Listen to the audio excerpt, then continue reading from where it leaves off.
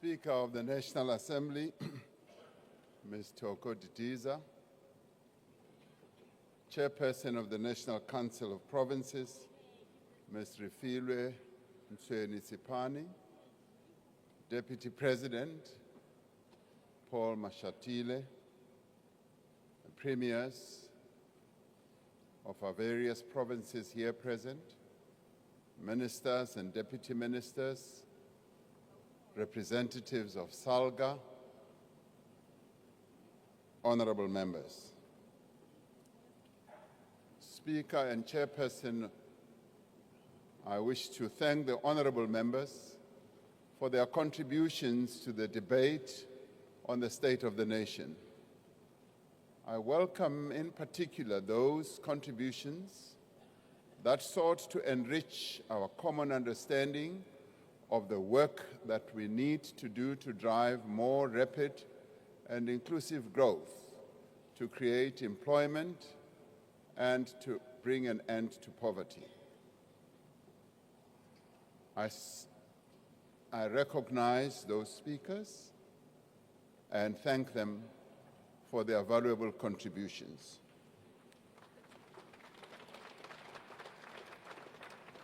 I would that when we debate the state of the nation, we should, yes, be critical, as we should as members of this august body that represents our people, but also bring forward good suggestions and proposals that will be able to take our mission forward. Some speakers held firm to the denialism and distortions demanded by their party positions. This debate illustrated the dangers of retreating to corners, isolating ourselves in ideological, cultural, racial, and linguistic enclaves, and hardly ever engaging beyond our immediate circles. This is not conducive to nation building in a situation like ours at this point in time, where diverse people live side by side in our beautiful country. This is what makes the forthcoming national dialogue so important. South Africans, informed by their different lived experiences, can discuss the many challenges facing our nation and develop common solutions. And this is what I would have wanted to see coming out of this debate. As South Africans, we have sat around the negotiating table and forged agreements under much more trying and fraught circumstances.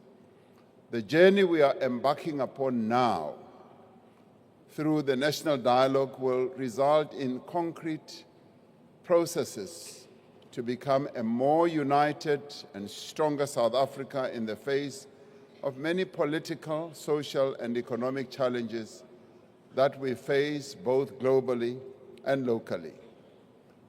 The debate also saw the expression of divergent views on various matters, also by parties that make up the government of national unities. And sometimes these views were expressed quite robustly and at times quite directly and harshly.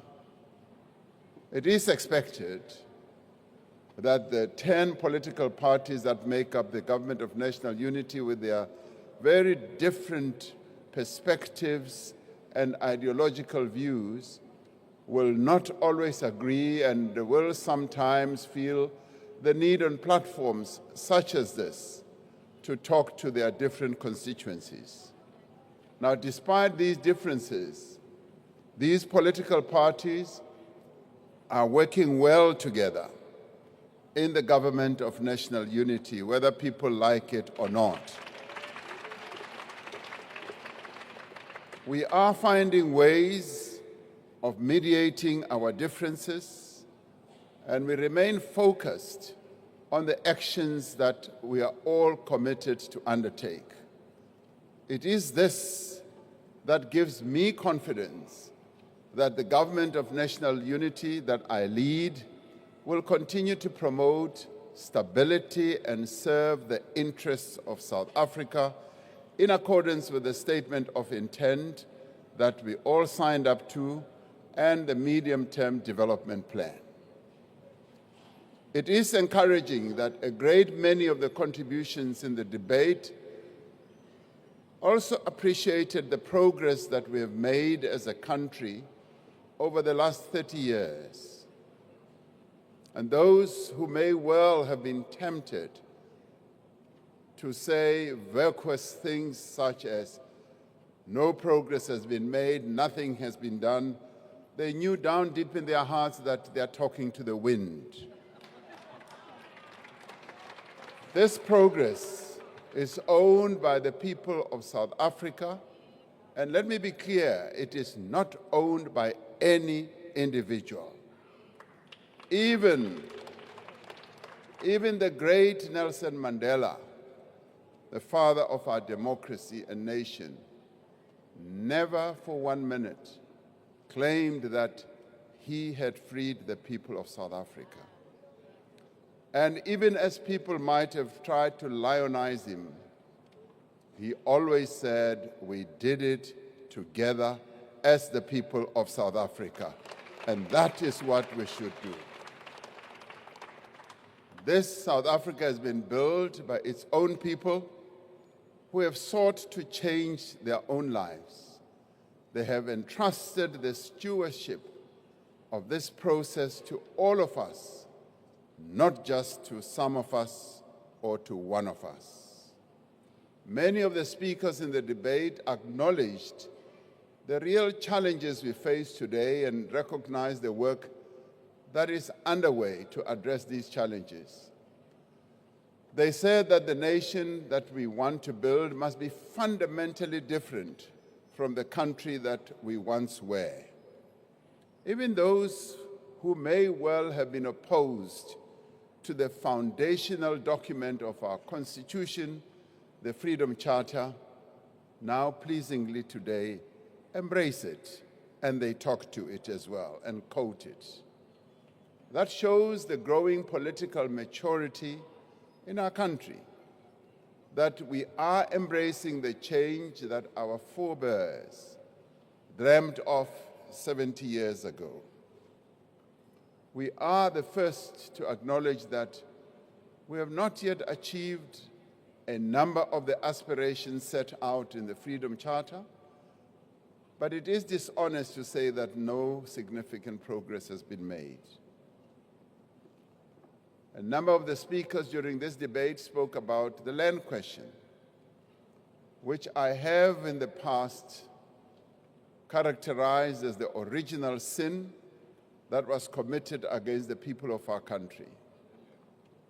Describing the Natives Land Act of 1913, Solomon Plaatje described the Natives Land Act as an insidious law that rendered black people pariahs in their own birth, in the land of their own birth. It is this Native Land Act that plunged millions of South Africans into poverty and deprivation, whose impact endures right to this day. Despite the terrible deed that was perpetrated against black South Africans here in the city of Cape Town, along the foothills of Table Mountain, there lies a potent symbol of hope, change, and progress. Just a few kilometers up the hill from our parliament is District 6. It is here that one of the most painful chapters in the history of this country took place nearly 60 years ago. In 1968, the apartheid regime began demolishing District 6 to make way for a whites-only suburb. More than 60,000 people were forcibly removed. Families were torn apart. An entire community and way of life was destroyed. Over the course of 2 decades, the apartheid government forcibly removed more than 3.5 million people in District 6, Sophiatown, Marabastad, Katomena, Kroonstad, Nelspruit, and many other places across the country. It was one of the largest mass removals of a people in modern history. There are some in this house today who have memories of their families being forcibly removed from their land. There are millions more across the country who still experience the after effects of this monstrous crime. The people of this country know the pain of forced removal. That is why we will never allow forced removals again in this country. And that is why we have a constitution that prohibits the arbitrary deprivation of property. That is why we have a constitution that requires just and equitable compensation to be paid in the event of expropriation for a public purpose in the public interest where applicable.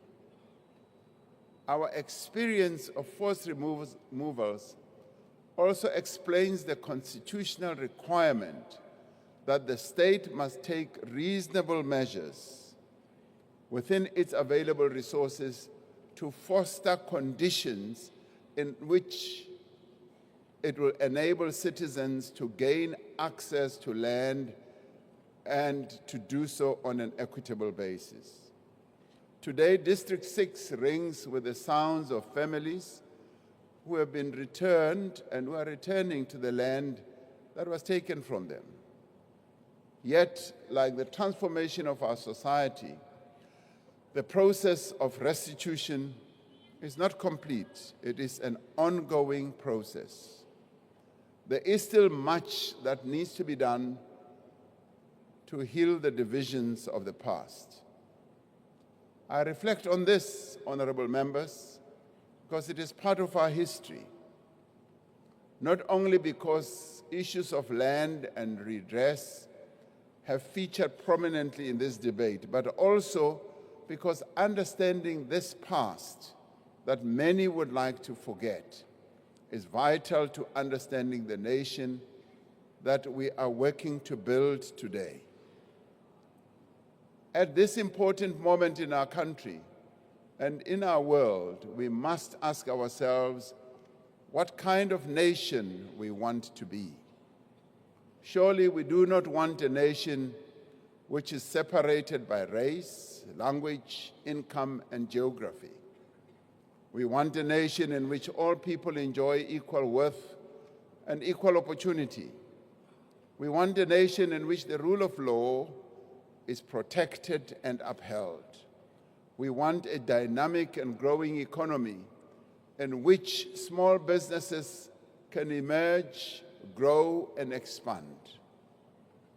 It is my firm and enduring belief that all of us as South Africans, as fellow citizens of this beautiful country, are bound together by our history and our present, and we want the same thing for all the people of this country. We have toiled long and hard to build a nation united in its diversity. We are firmly committed to the fundamental principle that South Africa belongs to all who live in it. We are firmly committed to a society that is non-racial and non-sexist. We want to live together in peace, harmony, and equality. We do want to see our country succeed and growing. We must not allow others to define us, but more importantly, to divide us. At a time like this, we need to stand united as a nation, particularly now when we are facing a harsh global wind. This is not the time for any of us to rush off to foreign lands to lay complaints about issues that we ourselves can solve here in this country. We need South African solutions for South African problems. While there are many diverse and different voices in our country, we must strive to convey a common message. We must say to our people and to the world that we are committed to work together to build a society in which all South Africans are free and equal, to build a nation that works for all. And together we should be better at being weavers. We should be better at being builders, to build a nation working along each other. That is what the program of the Government of National Unity is all about. And we will not be diverted from the path that we have set out. And I'd like to repeat, we will also not be bullied by anyone in the country or outside from our intent to work together.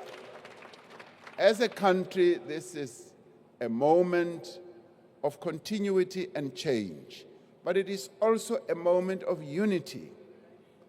Faced with the challenges that we now face even globally and continentally, this is the time when we must unite and speak as one and act as one as a nation. It is a moment of continuity because we are building on the substantial advances that have been made over 30 years of democracy.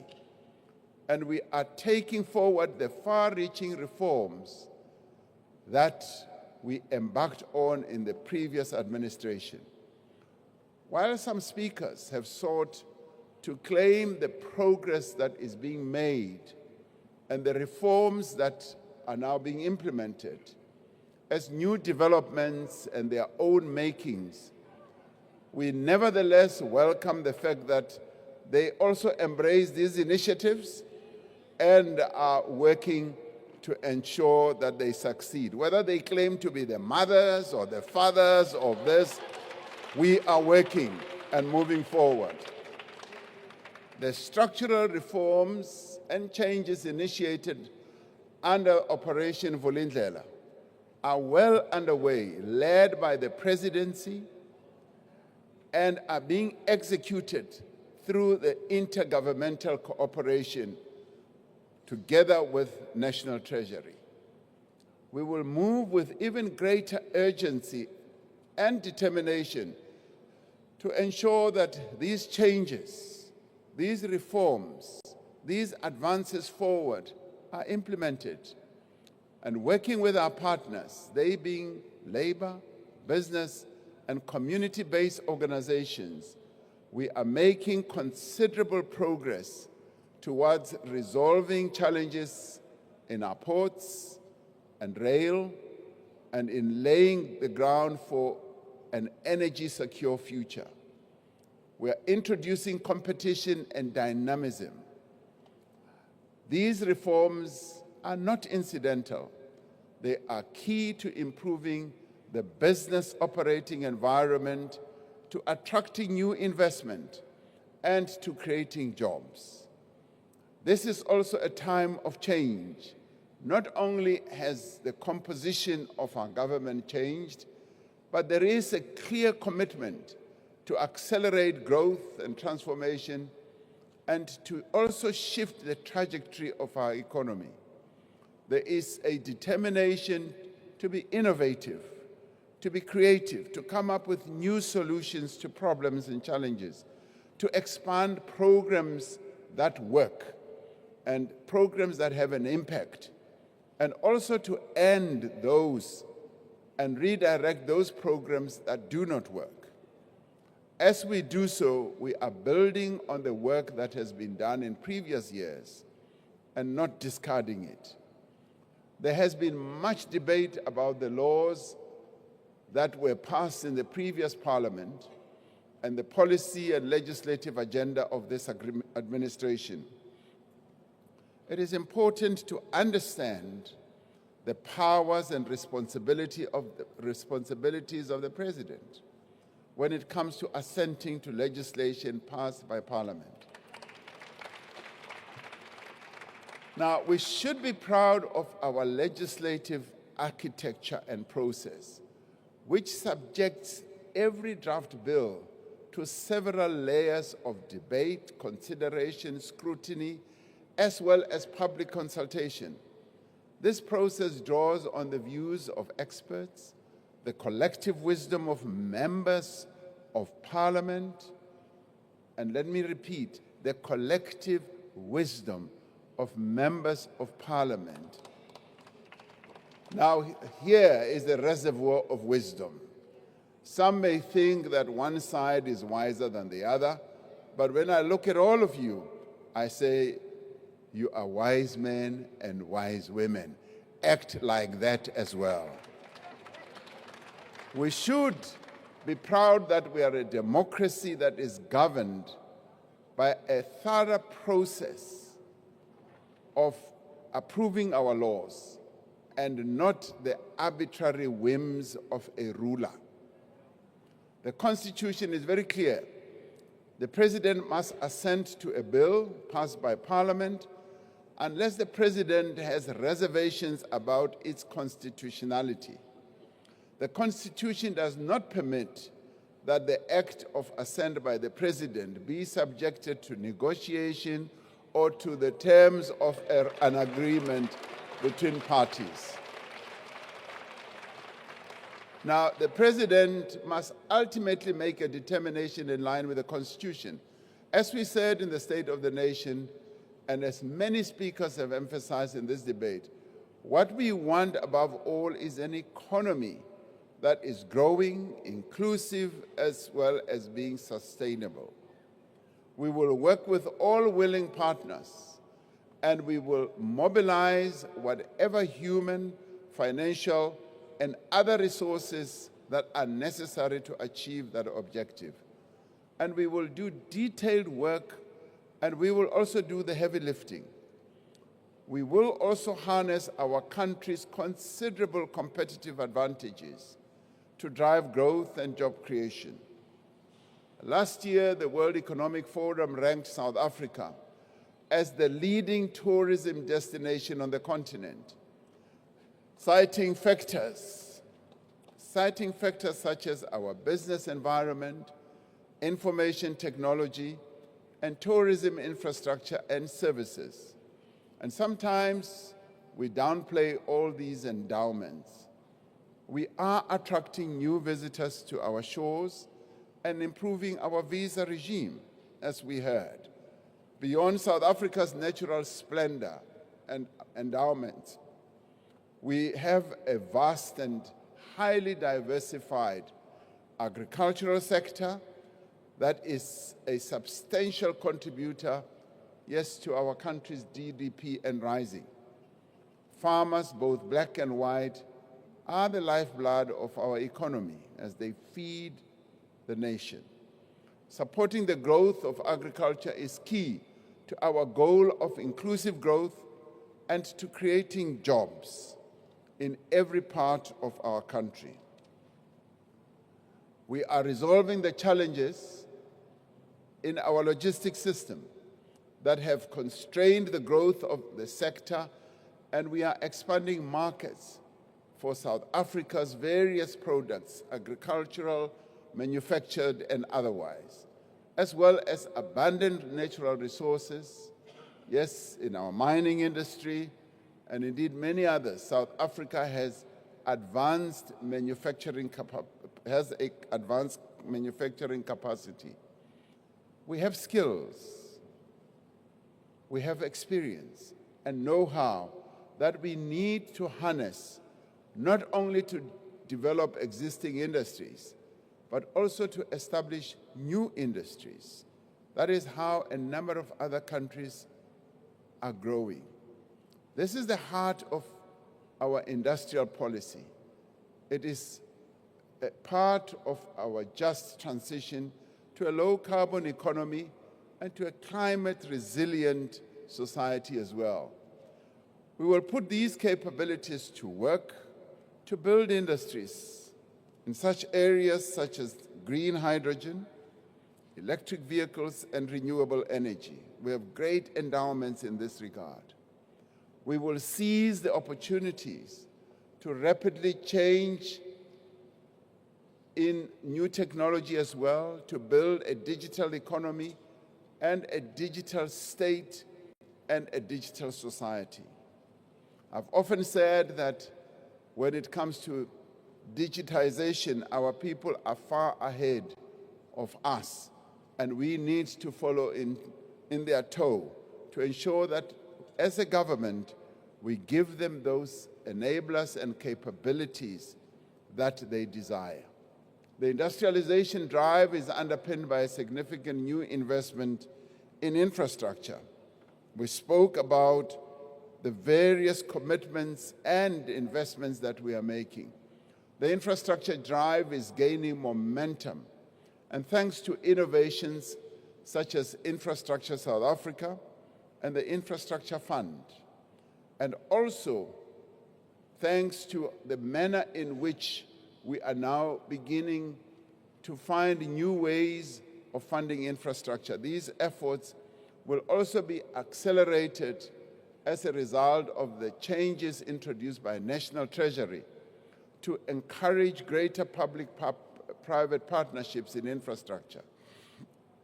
Even as we do so, it is worth pointing out that public sector infrastructure investment is on the rise for a second consecutive year.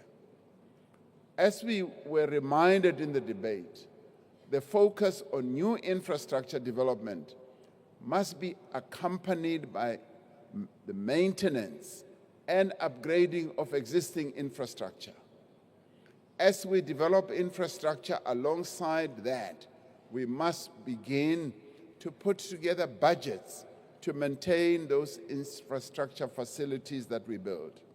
Strengthening provincial and local economies is critical for inclusion in terms of the economy. Through the district development model, we are working to strengthen local economic development so that our municipalities should become the centers of economic growth and development and be well placed to play an important role in economic growth as well as to provide services to our people. Now, during this debate, we have heard from the premiers of our various provinces who are here present about the vital work underway in various provinces to stimulate provincial economic activity, to attract higher levels of investment and create jobs. Just listening to the work that is being done in the provinces gave me a clear impression that indeed our country is on the move on a number of fronts, and I want to applaud our premiers for the work that they are doing. We have said that infrastructure development is indeed the flywheel of economic activity, and we are witnessing these multiplier effects on provincial GDP, local businesses, and communities.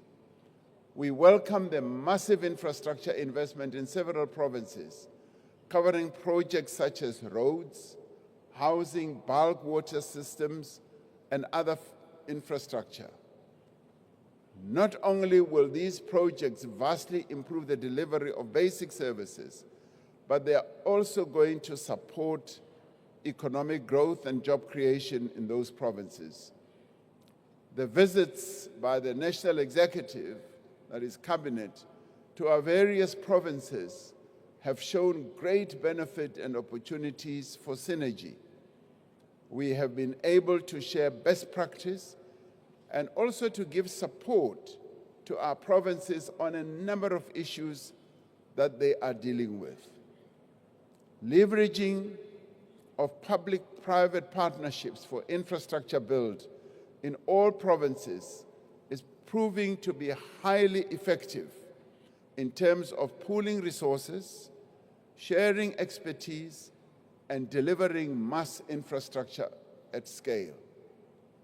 It was a joy to hear how provinces themselves are beginning to cooperate to also build massive infrastructure facilities, where one province and the other meet to say, let us build either this road, let us build together this train or whatever, and do so in a cooperative manner.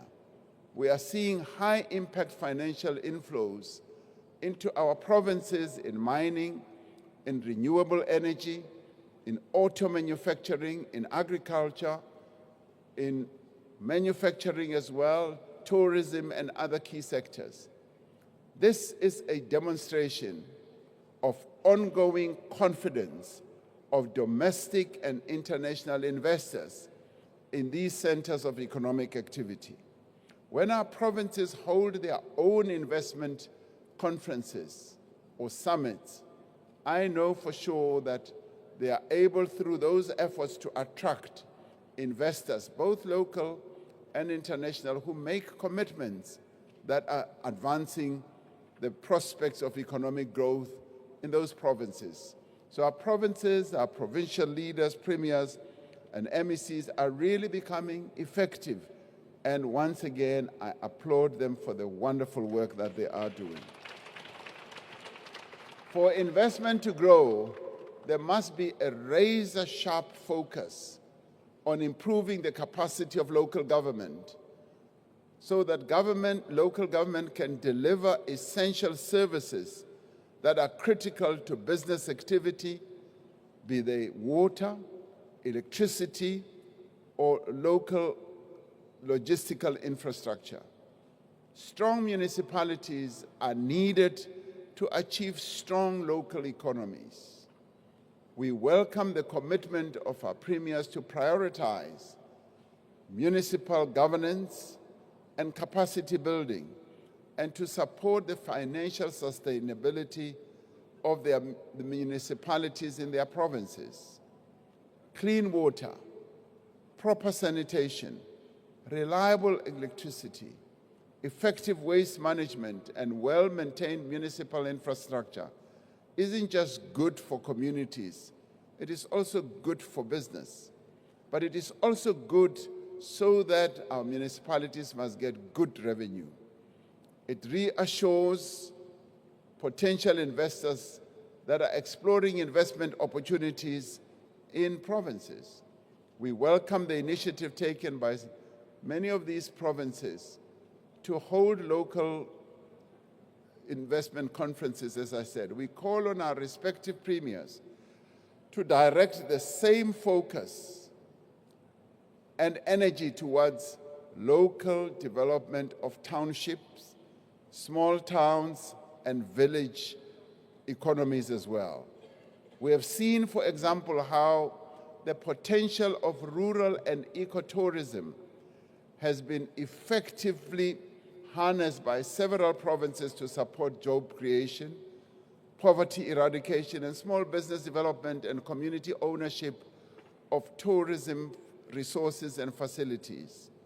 And it is this way of involving our people through various entities, be they traditional leaders, community-based organizations, co-ops, that we will be able to make greater progress. By leveraging their respective competitive economic advantages, our provinces are perfectly positioned to power growth, turning every metro, every city, every town, and every village into a hive of economic activity. The national government will stand in support of the various efforts that our provinces will make in this direction. Now, as several speakers said, we need to continue working with our traditional leaders as they continue to play an important role in development.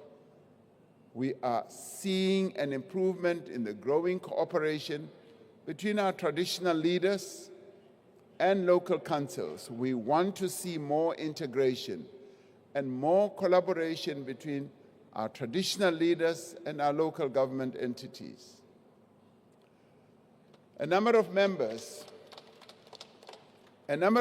spoke about the importance of education as a great instrument of transformation. We welcome the suggestions and the proposals that were put forward during this debate. Education is at the heart of inclusive growth, job creation, and social upliftment. The World Bank recently released a report on South Africa's economic performance and prospects for the medium term. The report highlighted the role of education in strengthening our country's human capital in pursuit of economic and social development.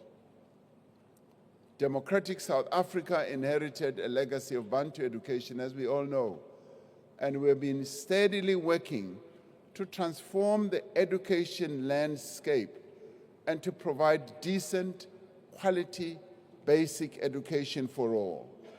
And we are working to build an education system that produces the skills that are needed by the economy. And this means, among other things, that our children must have a strong literacy and numeracy base from the earliest years. And that is why we have laid so much emphasis on early childhood development to improve the learning outcomes of our children in the foundational phase. We concur with the sentiments that were expressed during this debate that technical and vocational training must be strengthened if we are to develop the skills pipeline that are needed for the vast majority of our people in a changing world of work. And we are committed to the development of entrepreneurship as a pathway of employment. We must work to dispel the mindset that self-employment is only a route for those who cannot be absorbed by the formal economy.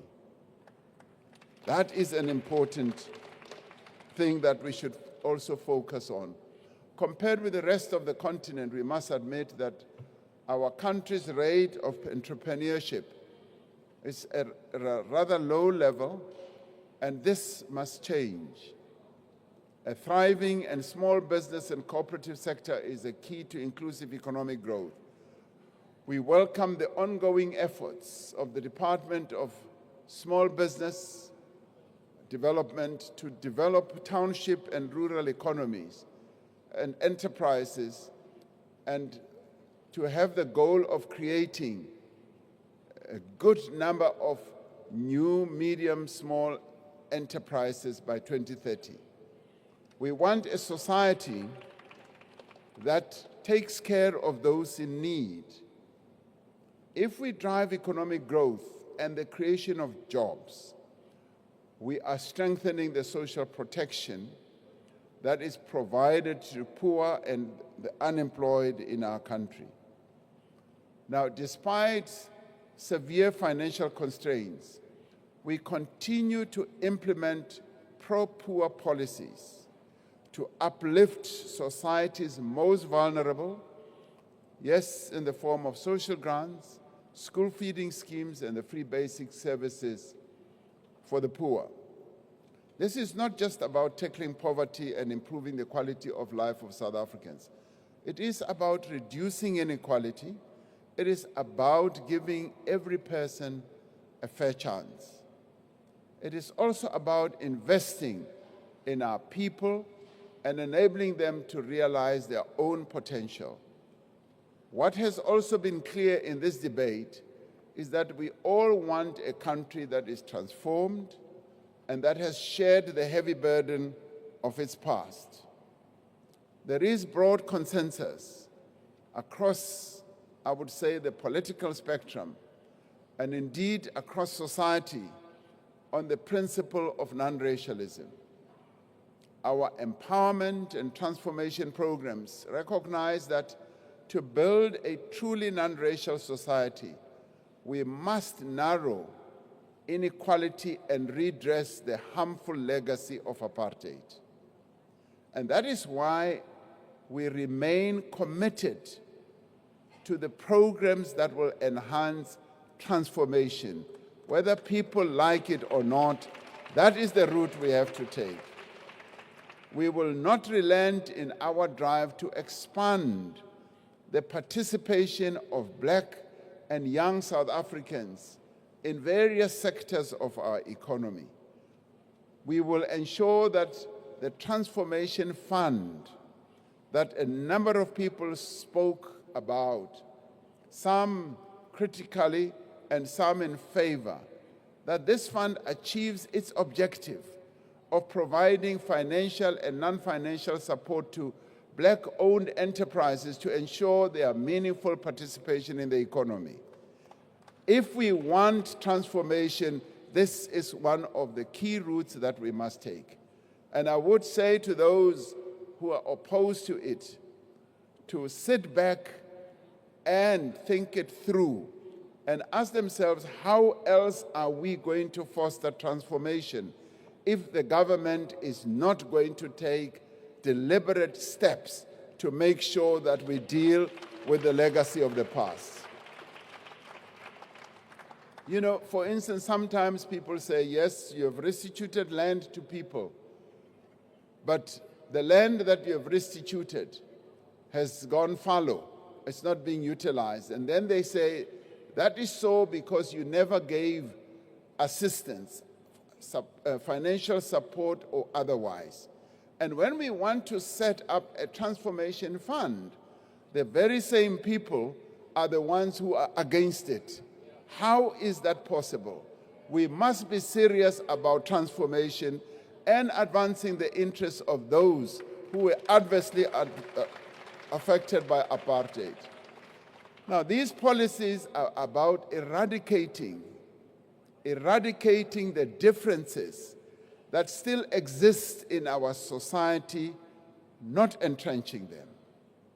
They are about empowering those who were disempowered deliberately, and also protecting the rights of all.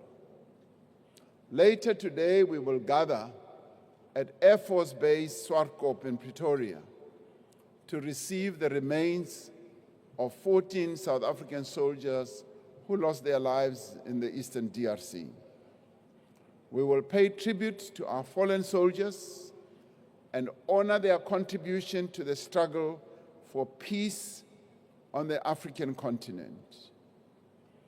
Much has been said in this House and in the debate in the National Assembly earlier in this week about the deployment of the SANDF in the Eastern DRC.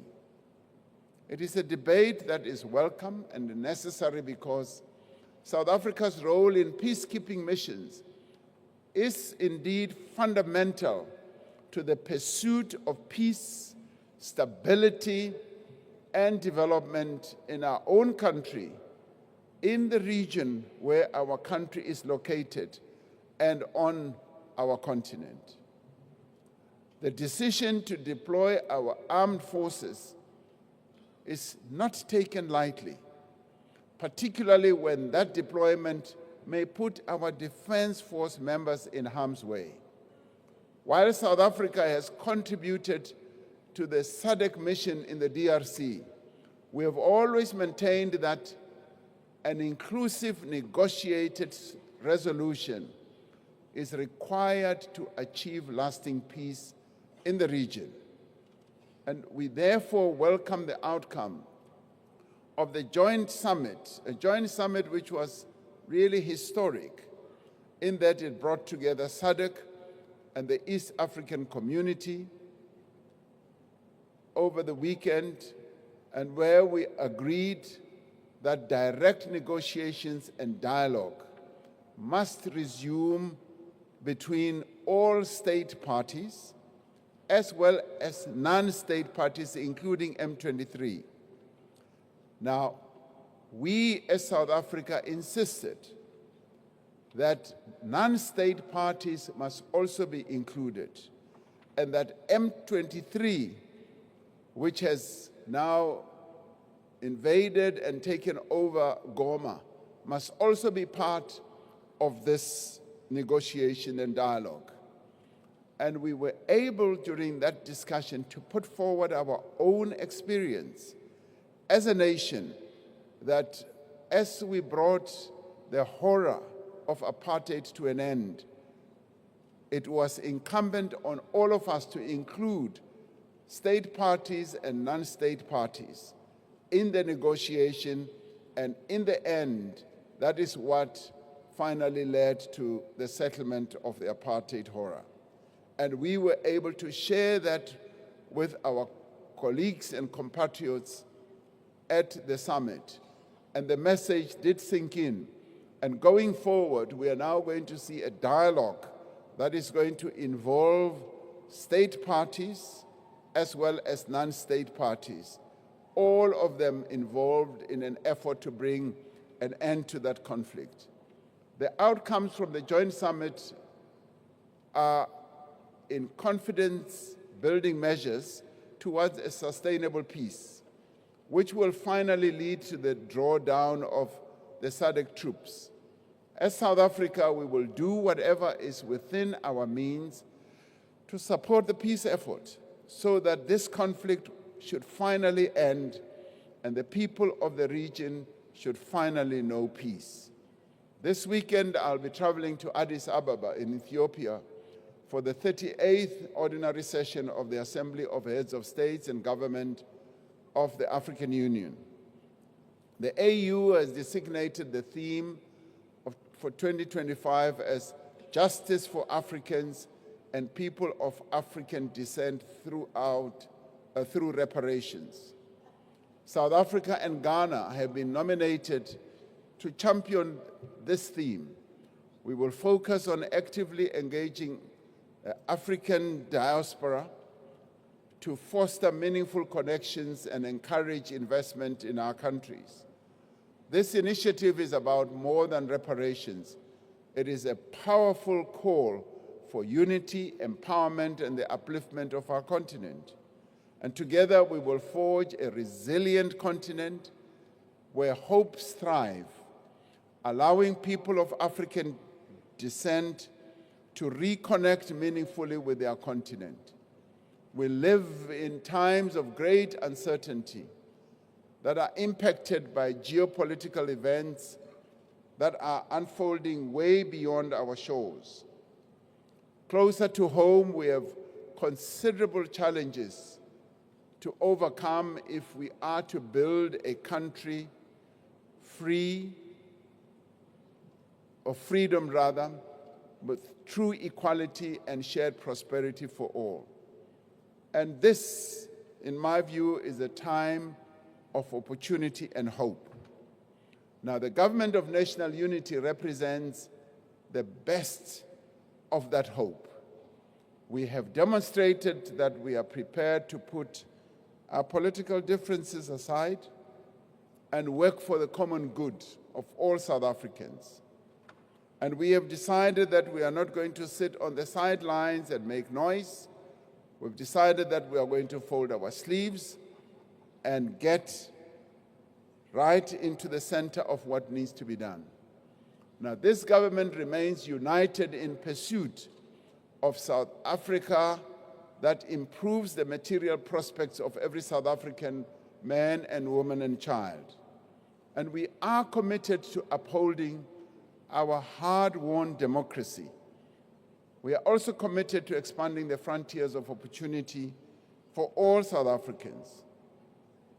As we do so, we are guided, as I've said in the past, by our Constitution, our Bill of Rights, and the rule of law.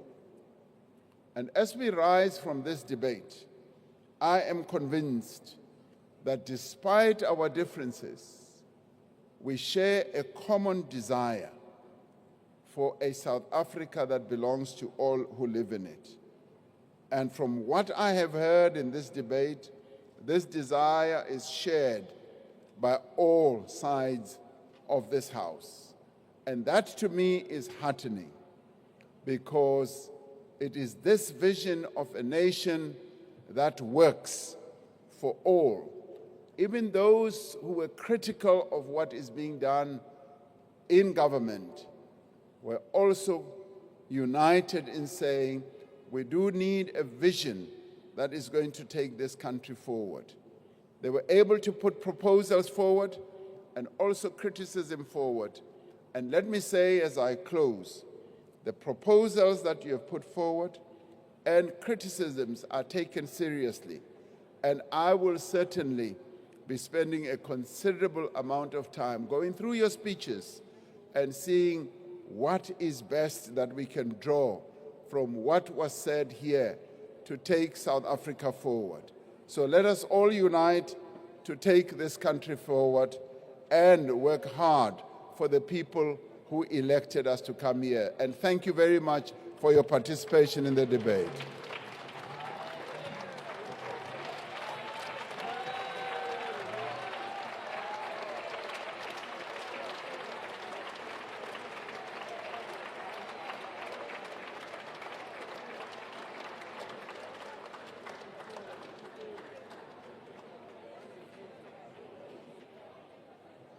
We thank the Honorable, the President, for a well reply to the debate. That concludes the debate on the State of the Nation address and the business of the day. Honorable members, the joint sitting is adjourned. Thank you.